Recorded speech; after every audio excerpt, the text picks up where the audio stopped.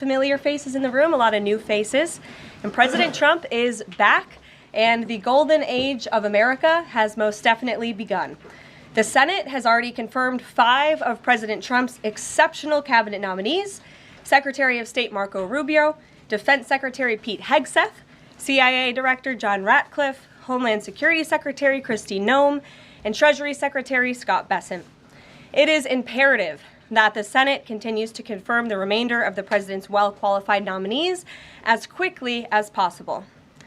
As you have seen during the past week, President Trump is hard at work fulfilling the promises that he made to the American people on the campaign trail. Since taking the oath of office, President Trump has taken more than 300 executive actions, secured nearly $1 trillion in U.S. investments, deported illegal alien rapists, gang members, and suspected terrorists from our homeland, and restored common sense to the federal government. I want to take a moment to go through some of these extraordinary actions. On day 1, President Trump declared a national emergency at our southern border to end the 4-year-long invasion of illegal aliens under the previous administration. Additionally, President Trump signed an executive order to end catch and release and finish construction of his effective border wall. By using every lever of his federal power, President Trump has sent a loud and clear message to the entire world. America will no longer tolerate illegal immigration, and this president expects that every nation on this planet will cooperate with the repatriation of their citizens. As proven by this weekend, when President Trump swiftly directed his team to issue harsh and effective sanctions and tariffs on the Colombian government, upon hearing they were denied a U.S. military aircraft full of their own citizens who were deported by this administration. Within hours, the Colombian government agreed to all of President Trump's demands, proving America is once again respected on the world stage. So, to foreign nationals who are thinking about trying to illegally enter the United States, think again. Under this president, you will be detained and you will be deported. Every day, Americans are safer because of the violent criminals that President Trump's administration is removing from our communities. On January 23rd, ICE New York arrested a Turkish national for entry without inspection who is a known or suspected terrorist. On January 23rd, ICE San Francisco arrested a citizen of Mexico unlawfully present in the United States who has been convicted of continuous sexual abuse of a child aged 14 years or younger. ICE St. Paul has arrested a citizen of Honduras who was convicted of 4th-degree criminal sexual conduct with a minor. ICE Buffalo arrested a citizen of Ecuador who has been convicted of rape.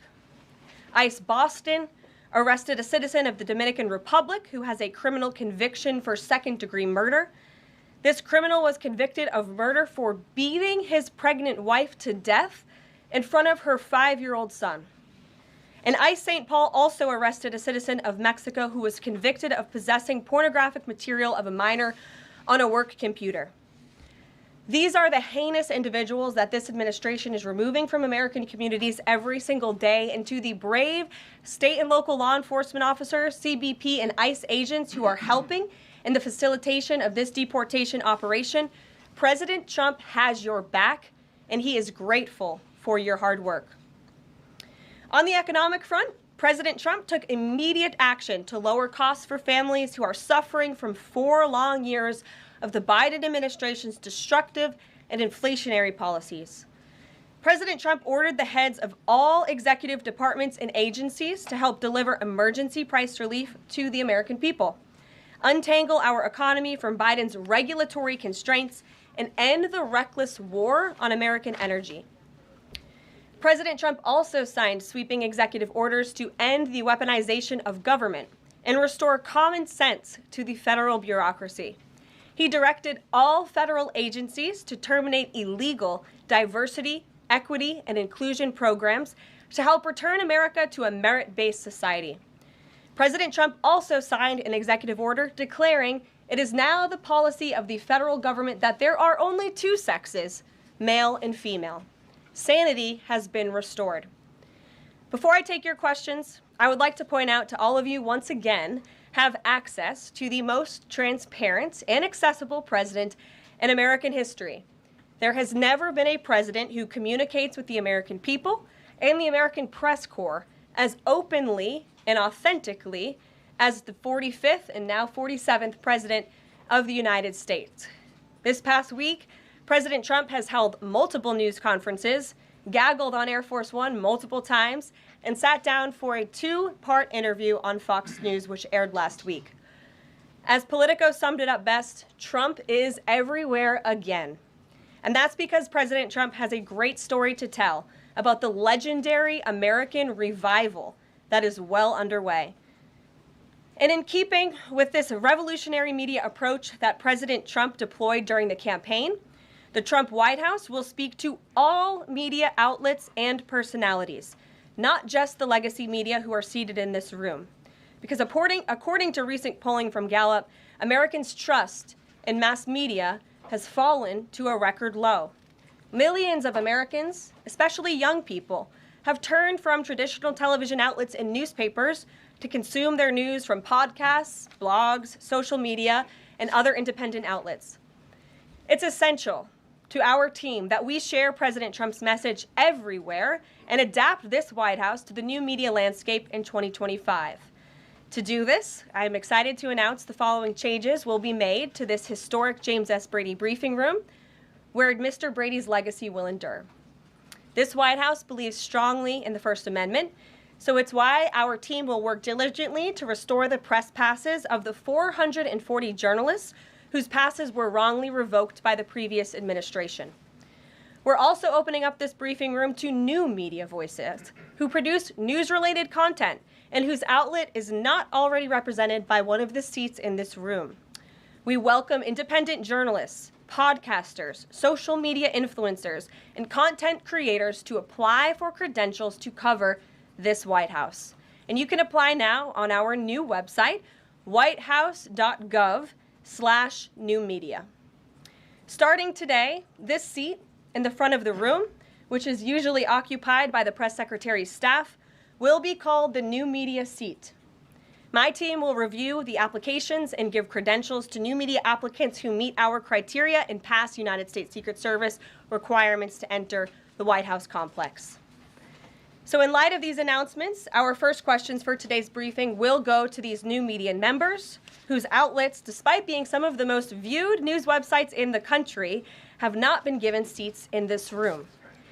And before I turn to questions, I do have news directly from the President of the United States that was just shared with me in the Oval Office from President Trump directly, an update on the New Jersey drones.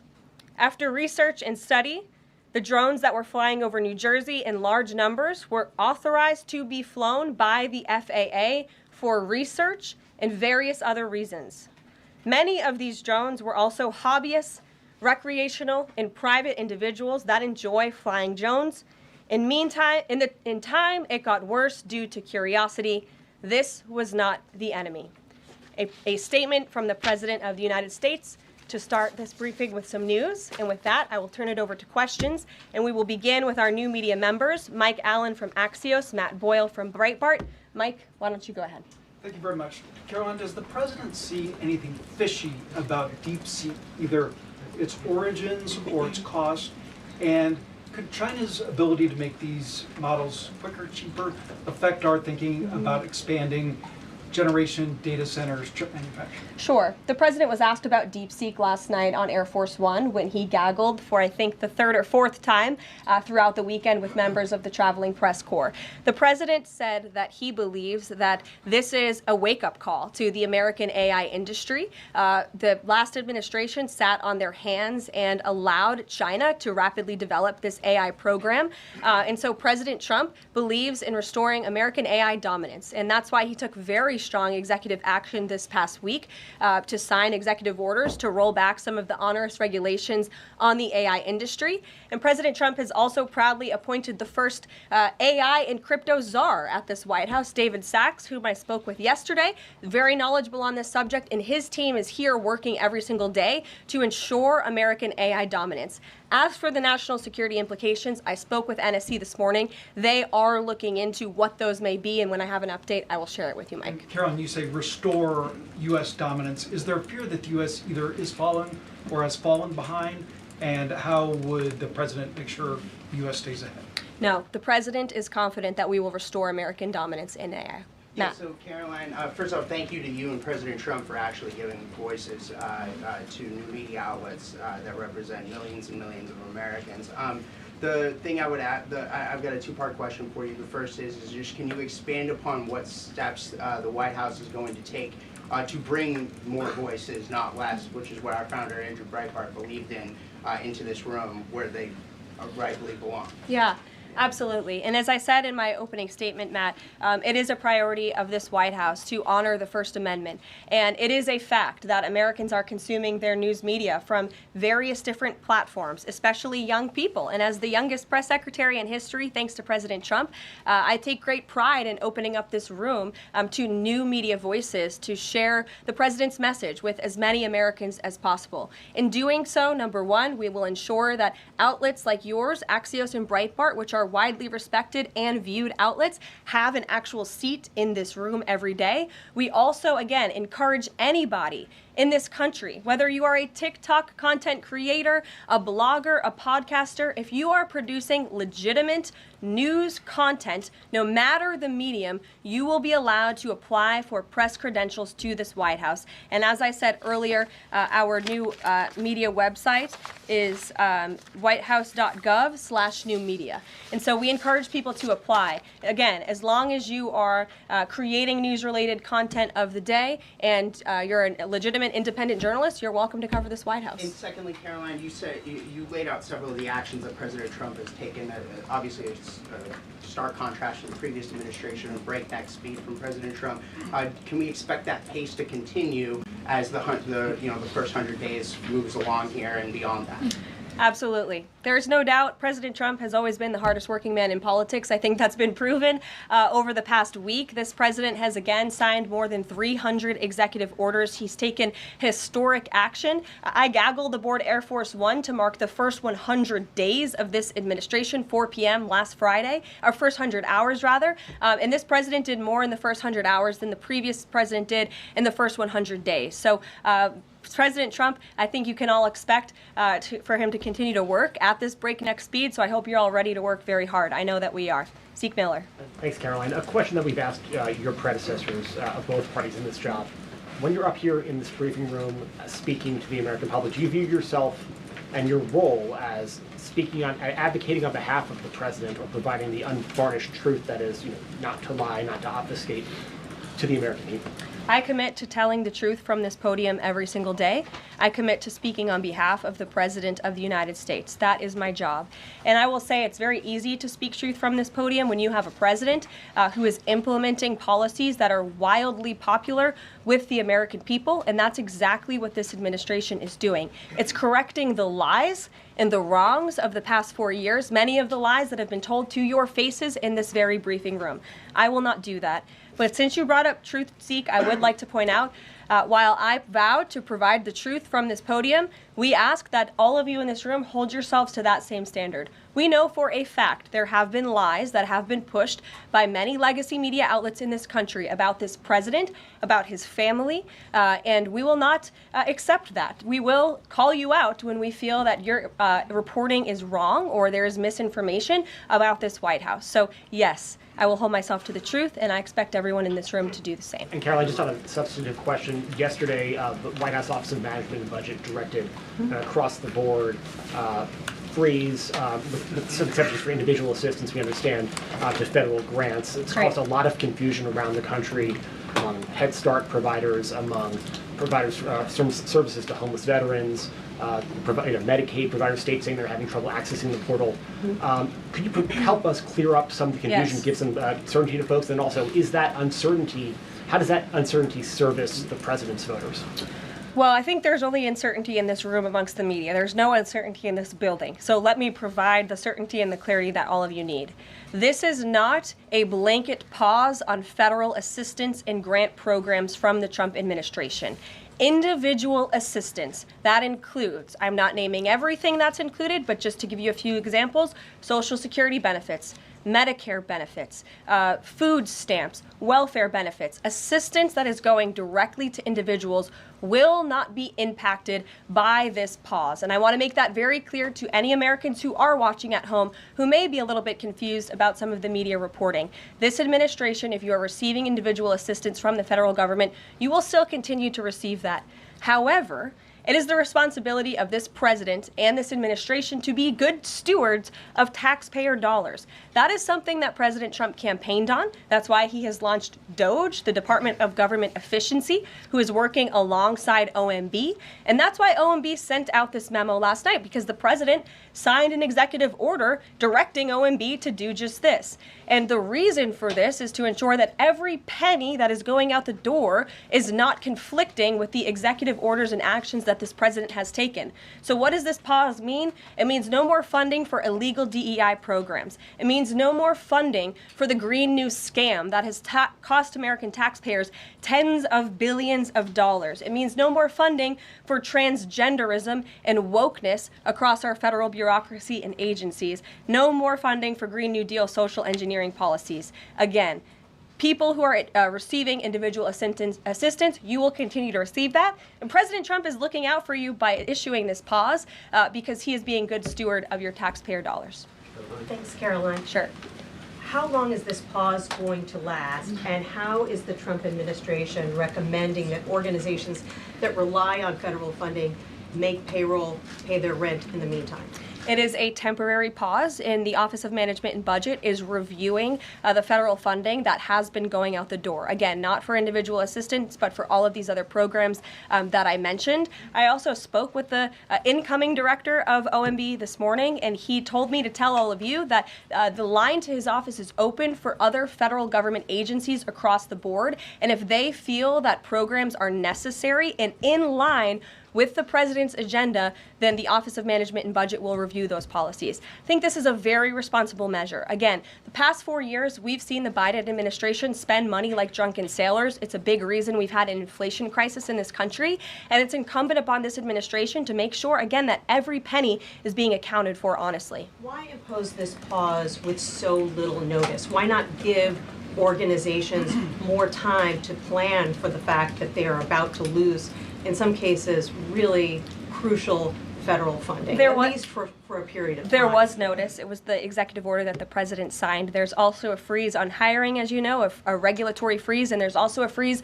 on foreign aid. And this is, again, incredibly important to ensure that this administration is taking into consideration how hard the American people are working. And their tax dollars actually matter to this administration. You know, just during this pause, DOGE and OMB have actually found that there was $37 million that was about to go out the door to the World Health Organization, which is an organization, as you all know, that President Trump, with the swipe of his pen in that executive order, is no longer wants the United States to be a part of. So that wouldn't be in line with the president's agenda. DOGE and OMB also found that there was about to be 50 million taxpayer dollars that went out the door to fund condoms in Gaza. That is a preposterous waste of taxpayer money. So that's what this pause is focused on, being good stewards of tax dollars. And so this doesn't Jennifer. affect Meals on Wheels or Head Start or disaster aid? Again, it does not affect individual assistance that's going to Americans. To follow up on Nancy, do you think there will be a list of who is affected and how much money is affected? How will these contractors and organizations know if they are actually having their funding frozen?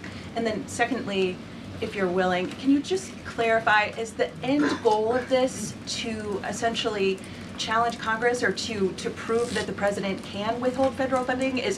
In other words, is this an attempt to pick a fight to prove that he can do this? No, absolutely not. As it says right here in the memo, which I have, and I'd encourage all of you to read it, it says the American people elected President Trump to be the president of the United States. and gave him a mandate to increase the impact of every federal dollar. This memo requires federal agencies to identify and review all federal financial assistance programs and supporting activities consistent with the president's policies and requirements. The American people gave President Trump an overwhelming mandate on November 5th, and he's just trying to ensure that the tax money going out the door in this very bankrupt city actually aligns with the will and the priorities of the American people. Brian Glenn. Yes. Welcome. You're Thank looking you. great. You're doing a great job. Thank you talked you. about transparency, and some of us in this room know how just transparent President Trump has been the last 5 or 6 years. I think you'll do the same. My question is, do you think this latest incident with the president of Colombia is indicative of the global, powerful respect they have for President Trump moving forward, not only to engage in economic diplomacy with these countries, but also world peace? Absolutely. I'll echo the answer that the president gave on Air Force One last night when he was asked a very similar question by one of your colleagues in the media. This signifies peace through strength is back. And this president will not tolerate illegal immigration into America's interior. And he expects every nation on this planet, again, to cooperate with the repatriation of their citizens who illegally entered into our country and broke America's laws. Won't be tolerated. And as you saw, the Colombian government quickly folded and agreed to all of President Trump's demands. Flights are underway once again. Deanna. 2 questions on deportations, if I may.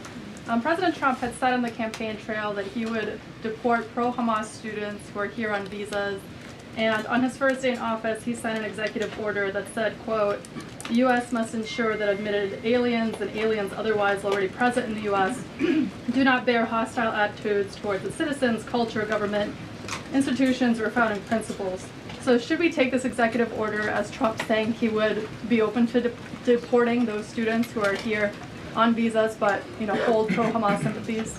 The president is open to deporting individuals who have broken our nation's immigration laws. So if they are here illegally, then certainly he is open to deporting them. And that's what this administration is hard at work at doing. We receive data from DHS and from ICE every single day.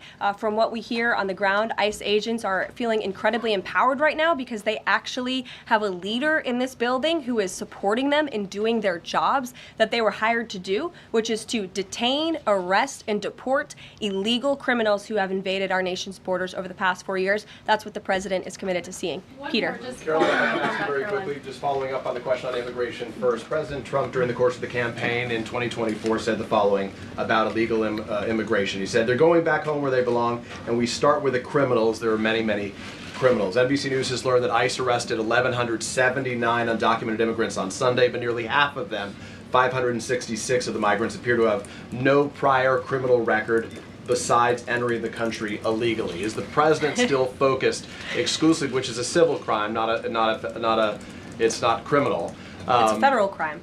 So I'm asking though, he said he was going to focus on those violent offenders first. So is violent offenders no longer the predicate for these people to be deported? The president has said countless times on the campaign trail, I've been with him at the rallies, I know you've been there covering them too, Peter, that he is focused on launching the largest mass deportation operation in American history of illegal criminals. And if you are an individual, a foreign national, who illegally enters the United States of America, you are, by definition, a criminal. And so therefore, you are subject to deportation. I apologize for interrupting. So to be clear, it's not violent criminals do not receive precedence in terms of the deportations taking place. The president has also said 2 things can be true at the same time. We want to deport illegal criminals, illegal immigrants from this country, but the president has said that, of course, the illegal criminal drug dealers, the rapists, the murderers, the individuals who have committed heinous acts on the interior of our country and who have terrorized law-abiding American citizens, absolutely, those should be the priority of ICE, but that doesn't mean that the other illegal criminals who entered our nation's borders are off the table. Understood. Then let me ask you a separate question about the confusion that still exists across the country right now as it relates to the freeze or the pause as it's described. President Trump, of course, ran one of the key policy items was that he was going to lower prices, lower the cost of everything from groceries, as he often said. But in many of the cases, it would seem that some of these moves could raise prices for real Americans on everything from low-income heating, that program, child care programs. Will nothing that the president's doing here in terms of the freeze in these programs raise prices on ordinary Americans. What particular actions are you referring to that I'm would? referring to LHEAP right now. That's the low-income heating program, for example. We can talk about, there's no clarity, so I could refer to a lot of them. We don't know what they are specifically. Can you tell us that LHEAP is not one of those affected? So you're asking a hypothetical based on programs that you can't even identify. I just identified. What I can tell Well, you just to is be that clear, since you guys haven't identified, let's do it together, just for Americans at home. Medicaid, is that affected? I gave you a list of examples: Social Security, Medicare, welfare benefits, Medicaid, food right. stamps that will not be impacted by this federal pause. I can get you the full list after this briefing from the Office of Management and Budget. But I do want to address the cost cutting because that's certainly very important and cutting the cost of living in this country. President Trump has taken historic action over the past week to do that. He actually signed a memorandum to deliver emergency price relief for American families, which took a number of actions. I can walk you through those. He also repealed many onerous Biden administration regulations. We know over the past 4 years, American households has been essentially taxed $55,000 in regulations from the previous administration. President Trump, with the swipe of his pen, rescinded those, which will ultimately put more money back in the pockets of the American people. So deregulation is a big deal. And then when it comes to energy, I mean, the president signed an executive order to declare a national energy emergency here at home, which is going to make America energy dominant. We know that energy is one of the #1 drivers of inflation. And so that's why the president wants to increase our energy supply to bring down costs for Americans. The Trump energy boom is incoming, and Americans can expect that. Please share that memo. Thank you. Caroline, I think some of the confusion may be here with this pause on federal funding. You've made it clear you're not stopping funds that go directly to individuals, but there certainly are lots of organizations that receive funding and then may pass along a benefit. Meals on Wheels, for one. They provide meals for over 2.2 million seniors.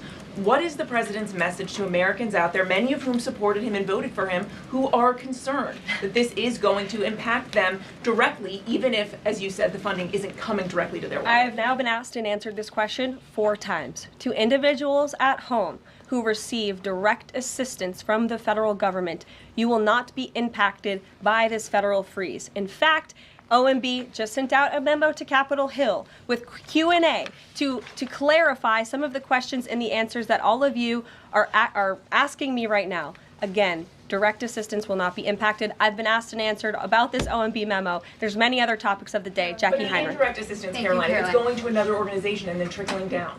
Direct assistance that is in the hands of the American people will not be impacted. Again, as I said to Peter, we will continue to provide that list as it comes to fruition. But OMB right now is focused on analyzing the federal government's spending, which is exactly what the American people elected President Trump to do. And one question on immigration, Caroline, on immigration. Of the 3,500 arrests ICE has made so far since President Trump came back into office, can you just tell us the numbers? How many have a criminal record versus those who are just in the country illegally? All of them, because they illegally broke our nation's laws and therefore they are criminals as far as this administration goes. I know the last administration didn't see it that way, so it's a big culture shift in our nation to view someone who breaks our immigration laws as a criminal, but that's exactly what they are. You may have been one of the worst first. They all have a criminal record. And welcome to the briefing If they room. broke our nation's laws, yes, they are criminal. Yes. Thank you. On stripping security details for figures like John Bolton, Pompeo, Brian Hook, Senator Tom Cotton said that he's seen the intelligence and the threat from Iran is real for anyone who played a role in the Soleimani strike. He voiced concern it wouldn't just impact those individuals, but potentially their family, innocent bystanders, friends, anyone who's near them when they're out in public. Is the president open to reconsidering his decision?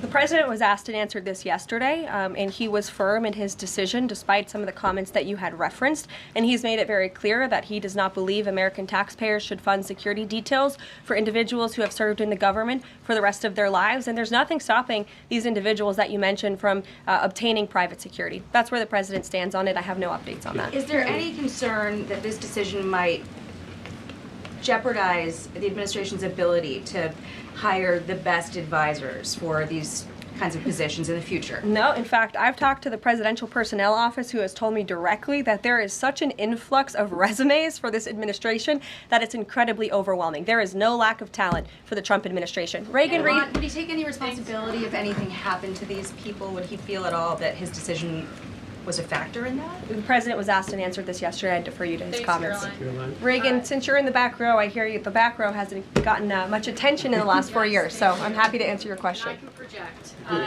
Does the president intend to permanently cut off funding to NGOs that are bringing illegal foreign nationals to the country, such as Catholic Charities? I am actually quite certain that the president signed an executive order that did just that, and I can point you to that. One more, Caroline. President Trump issued an executive order on increased vetting for refugees in visa applications. Right. Part of that order was considering an outright ban for countries that have deficient screening processes. Has the president considered yet which countries might fall into this category, or countries like Afghanistan or Syria under consideration for a full ban? Yeah, so the president signed an executive order to streamline the vetting for visa applicants and for illegal immigrants in this country who are coming, of course, from other nations. It also directed the Secretary of State to review the process and make sure that other countries around the world are being completely transparent with our nation and the individuals that they are sending here. And so the Secretary of State has been directed to report back to the president. I haven't seen that report yet. We've only been here for a few days. Caroline, for you. One on the freeze in federal funding. Who advised the president on the legality of telling government agencies that they don't have to spend money that was already appropriated by Congress? Well, as the OMB memo states, this is certainly within the confines of the law. So White House counsel's office believes that this is within the president's power to do it, and therefore he's doing it. Okay, so they disagree with lawmakers who say that they don't have the power to freeze this funding. Again, I would point you to the language in the memo that clearly states this is within the law. And all that happened on Friday night. The administration fired several inspectors general without giving Congress the 30-day legally required notification that they were being fired. I think only 2 were left at DHS and the DOJ. And then yesterday we saw several prosecutors, I believe 12, fired from the Justice Department who worked on the investigations into the president. As you know, they are career prosecutors, therefore they are afforded civil service protections. How is the administration deciding which laws to follow and which ones to ignore? So it is the belief of this White House and the White House counsel's office that the president was within his executive authority to do that. He is the executive of the executive branch, and therefore he has the power to fire anyone within the executive branch that he wishes to. There's also a case that went before the Supreme Court in 2020, Scala Law LLC versus the Customs, Bureau Protection. I would advise you to look at that case, and that's the legality that this White House was resting So on. you're confident that if they bring lawsuits against you, those prosecutors who were fired, that they will succeed? We will win in court, And yes. did he personally direct this, given they worked on the classified documents investigation and the election interference investigation? This was a memo that went out by the Presidential Personnel Office, and the president is the leader of this White House. So it did yes. come from him. Yes, it came from his Caroline? Sure. Thank you. Congrats on your first day behind the podium. Thank you.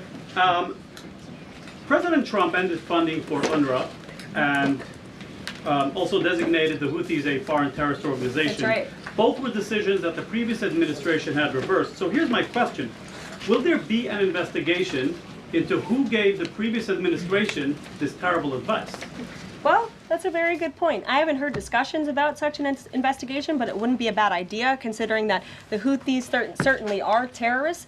They have launched attacks on U.S. naval ships across this world, and so I think it was a very wise move by this administration to redesignate them as a terrorist group, because they are, and I think it was a foolish decision by the previous administration to do so. As for an investigation, I'm not sure about that, but it's not a bad idea. Josh. Thank you for the question. I appreciate it. Can you give us an update on the president's plans for his tariff agenda? He spoke a lot about this yesterday, and there's a couple of dates coming up that he's spoken to. Number one, February 1st, he's alluded to both the potential for tariffs for Canada and Mexico, but also China to take effect on those days. What's he thinking about that? Yeah. Should those countries expect that? Again, he was asked and answered this question this past weekend when he took a lot of questions from the press, and he said that the February 1st date for Canada and Mexico still holds. What about the China 10% tariff that he also had mused about last Tuesday going into effect on the same day? Yeah, the president has said that he is very much still considering that for February 1st. Separately, yesterday he talked also about sectoral tariffs on, for instance, pharmaceuticals as well as semiconductor computer chips. He talked about steel, aluminum, and copper. What's the timeline on those? Is that a similar sort of coming days thing? Or? Yeah, so when the president talked about that in his speech yesterday, that actually wasn't a new announcement. That was within a presidential memorandum that he signed in one of the first days here here in the White House on his America First trade agenda. So there's more details on those tariffs in there. As far as a date, I don't have a specific date to read out to you, but the president is committed to implementing tariffs effectively, just like he did in his first term. And finally, he also was asked on the plane when he gaggled about the potential for a universal tariff. He was asked maybe about 2.5%. There was a report about that. He said he wanted much bigger than that. Should we understand that these tariffs would add up?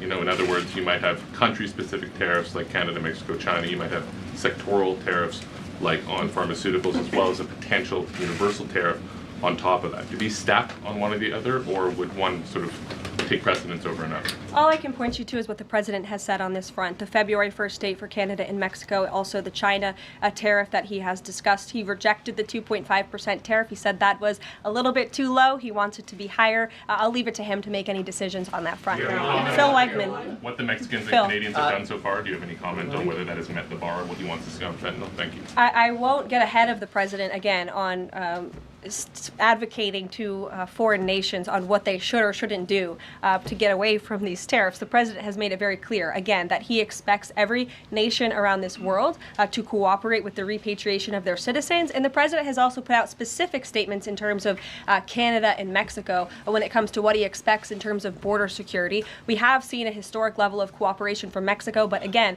as far as I'm still tracking, and that was last night talking to the president directly, February 1st is still on the books. Phil. Thank you, Caroline. Quick programming note and then a question on taxes. Programming note. Well, in terms of programming, Sounds should we fun. expect to see you here every day? How frequently will these press briefings be? It is a good question, April. So look, the president, as you know, is incredibly accessible. First day here, he wanted all of you in the Oval Office. You got a 60-minute press conference with the leader of the free world while he was simultaneously signing executive orders. I may add that's pretty impressive. I don't think the previous office holder would be able to pull such a thing off. So look, the president is the best spokesperson that this White House has, and I can assure you that you will be hearing from both him and me as much as possible. And then a question about tax cuts. You know, the president has promised to extend the tax cuts from the previous term. I'm curious, you know, does the president support corresponding spending cuts as some Republicans have called for in Congress? And will the new Treasury Secretary be leading those negotiations with the Hill as Mnuchin did during the first administration? The president is committed to both tax cuts and spending cuts, and he has a great team negotiating on his behalf, but there's no better negotiator than Donald Trump, and I'm sure he'll be involved in this reconciliation process as it moves forward. Caroline, in the announcement that you made last night on the Iron Dome, it said the president had directed that the United States will build this Iron Dome. Yeah. When you read into the executive order, it seemed short of that. It asked for a series of studies and reports back to him. Can you tell us whether the president has directed this? And if he is as concerned on this issue, why the suspensions that we saw listed by OMB included so many different nuclear programs, non-proliferation programs, programs to blend down nuclear weapons, and so forth? First of all, when it comes to the Iron Dome, the executive order directed the implementation of an Iron Dome. It also, as you said, kind of directed research and studies to see if or how the United States can go about doing this, particularly the Department of Defense.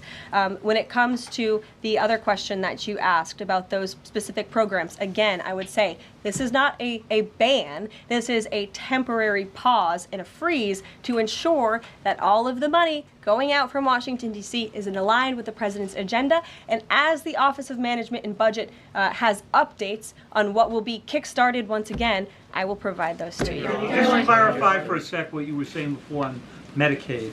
It wasn't clear to me whether you were saying that no Medicaid would be cut off. Obviously, a lot of this goes to states before it goes to individuals and so forth. So are you guaranteeing here that no individual now on Medicaid would see a cutoff because of the pause? I'll check back on that and get back to you. John. Thanks a lot, Caroline. As you know, in the first week that the president was in office, signed an executive order as it relates to birthright citizenship, trying to eliminate that. Now, 22 state attorney generals have said that this is unconstitutional. A federal judge has just agreed with their argument. What's the administration's argument for doing away with birthright citizenship? The folks that you mentioned have a right to have that legal opinion, but it is in disagreement with the legal opinion of this administration. This administration believes that birthright citizenship is unconstitutional, and that is why President Trump signed that executive order. Illegal immigrants who come to this country and have a child are not subject to the laws of this jurisdiction. That's the opinion of this administration. We have already appealed the lawsuit that was filed against this administration, and we are prepared to fight this all the way to the Supreme Court if we have to, because President Trump believes that this is a necessary step to secure our nation's borders and protect our homeland. Monica. On foreign policy, Caroline, on foreign policy, if I may, the president's commitment to the NATO Defense Alliance, is it as strong as the prior administration? Is it the same as when he served as president in his first term in office? As long as NATO pays their fair share, and President Trump has called on NATO allies to increase their defense spending to 5%. You actually saw the head of NATO at Davos last week on Bloomberg television saying that President Trump is right, and if Europe wants to keep itself safe, they should increase their defense spending. I would just add that there was no greater ally to our European allies than President Trump in his first term. The world for all nations in Europe, and of course here at home, was much safer because of President Trump's peace through strength diplomatic approach. Monica. Thank you, Caroline. And it's great to finally be called on as well in the briefing room. I appreciate that. You're welcome. Of course, we know President Trump just got back from North Carolina and California meeting with victims of natural disasters. There's the 2-year anniversary of the East Palestine, Ohio toxic train derailment. Does the president have any plans to go visit the victims of that toxic spill, or just visit in general? No plans that I can read out for you here. If that changes, I will certainly keep you posted. What I can tell you is that President Trump still talks about his visit to East Palestine, Ohio. That was one of the turning points, I would say, in the previous election campaign, where Americans were reminded that President Trump is a man of the people, and he, as a candidate, visited that town that was just derailed by the train derailment, no pun intended, and he offered support and hope, just like I saw the president do this past week. It was a purposeful decision by this president on his first domestic trip to go to North Carolina and to California to visit with Americans who were impacted by Hurricane Helene and also by the deadly fires. A red state and a blue state, both of which feel forgotten by the previous administration and the federal government. That is now ended under President Trump. He will continue to put Americans first, whether they're in East Palestine, in Pacific Palisades, or in North Carolina. Sure. Thank you, Caroline. On California, could you please clarify what the military did with the water last night as referenced in the president's Truth Social post? The water has been turned back on in California, and this comes just days after President Trump visited Pacific Palisades, and as you all saw, applied tremendous pressure on state and local officials in Pacific Palisades, including Los Angeles Mayor Karen Bass, to turn on the water and to direct that water to places in the south and in the middle of the state that have been incredibly dry, which has led to the expansion, the rapid expansion of these fires. So could you clarify what the military's role was, where the water came from, and how it got there? Again, the Army Corps of Engineers has been on the ground in California to respond to the devastation from these wildfires, and I would point out that just days after President Trump visited the devastation from these fires, the water was turned on. That is because of the pressure campaign he put on state and local officials there who clearly lack all common sense. And I will never forget being at that roundtable with the president last week and hearing the frustration in the voices of Pacific Palisades residents who feel as though their government has just gone insane. Before President Trump showed up on the scene, Karen Bass was telling private property owners that they would have to wait 18 months to access their private property. So this administration, the president and his team that's on the ground in California, Rick Grinnell, who he has designated to oversee this great crisis, it will continue to put pressure on Karen Bass and state and local officials to allow residents to access their properties. This is a huge part of it. These residents want to take part in their own clearing out of their properties. They should be able to do that. It's the United States of America. What happened to our freedom? Clearly it's gone in California, but not anymore under President Trump. April. Caroline, welcome to the briefing room. Thank you. Several questions. One on the pause. Will minority serving institutions preferably colleges and universities, have those monies held back temporarily at this moment? Again, I have not seen the entire list because this memo was just sent out. So I will provide you all with updates as we receive them, okay? Also, secondly, when it comes to immigration, there is this southern border focus. What happens to those who've overstayed their visas? That is part of the broken immigration system. In 2023, there was a report by the Biden administration, the Homeland Security Department, that said overstays of visas were 3 times more than usual. Will there be a focus on the overstays for visas as well? If an individual is overstaying their visa, they are therefore an illegal immigrant residing in this country and they are subject to deportation. And also lastly, as we're dealing with anti-DEI, anti-woke efforts, we understand this administration is thinking about celebrating Black History Month. Have you got any word on that? Anything that you can offer to us? As far as I know, this White House certainly still intends to celebrate, and we will continue to celebrate American history and the contributions that all Americans, regardless of race, religion, or creed, have made to our great country, and America is back. Christian Day Talk. Thanks, Caroline. Just real quick, you mentioned the inflation executive order the president signed, but egg prices have skyrocketed since President Trump took office, so what specifically is he doing to lower those costs for Americans?